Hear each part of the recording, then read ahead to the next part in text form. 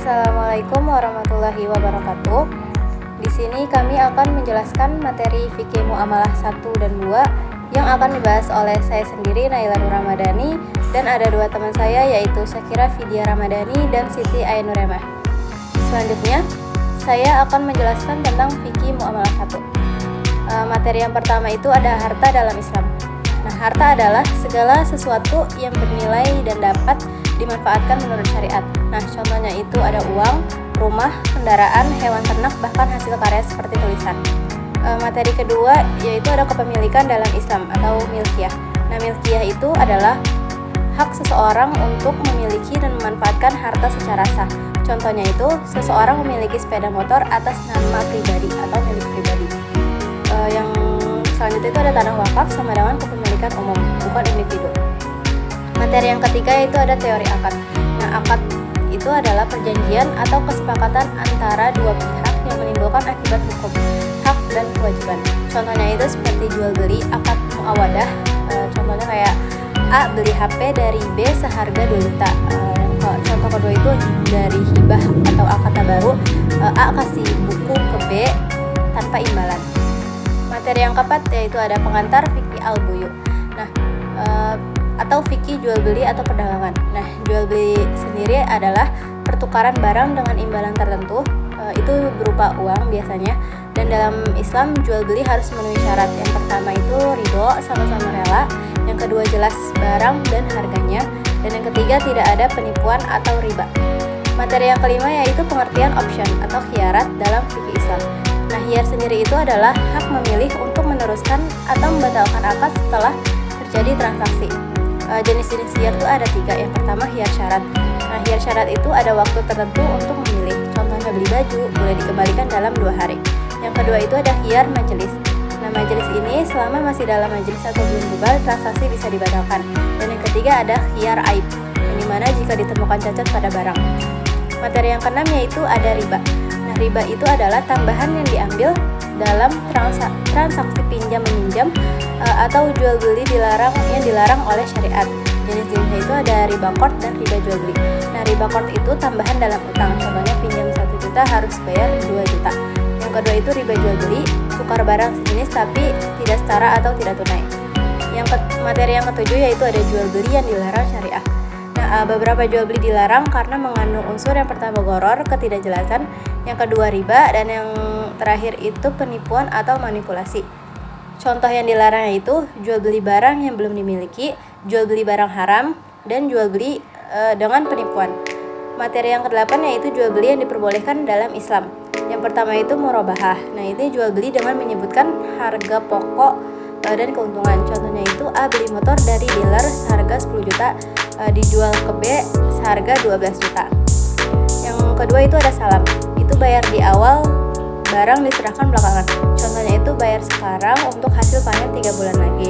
Yang ketiga itu ada istisna, pemesanan barang atau bangunan yang dikerjakan kemudian. Contohnya itu pesan seragam ke penjahit, dibayar di awal atau cicilan. Yang keempat itu ada transaksi lainnya. Nah, ini semua jual beli yang memenuhi syarat syariat atau tidak mengandung riba, penipuan, dan goror. Selanjutnya akan dijelaskan oleh teman saya. Syirkah adalah istilah dalam fikih Islam yang berarti kemitraan atau kerjasama antara 2 orang atau lebih dalam suatu usaha atau bisnis dengan tujuan memperoleh keuntungan bersama. Syirkah merupakan salah satu bentuk muamalah yang dibolehkan dalam Islam selama memenuhi syarat dan rukun yang telah ditentukan. Jenis-jenis syirkah ada 2. Yang pertama ada syirkah alaq, yaitu kemitraan kepemilikan, dan syirkah ukhuwah atau kemitraan konsep. Syirkah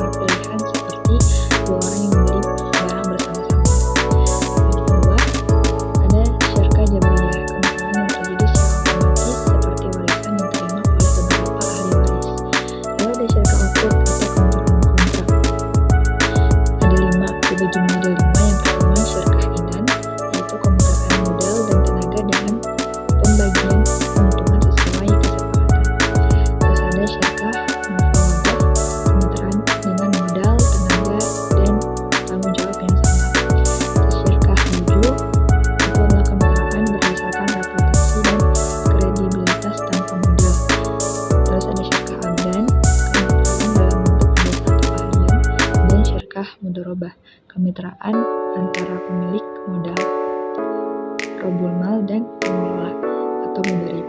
Jadi intinya syirkah itu adalah kemitraan atau kerjasama antara dua orang atau lebih untuk dalam suatu usaha atau bisnis untuk memperoleh tujuan yaitu keuntungan bersama. Sekian.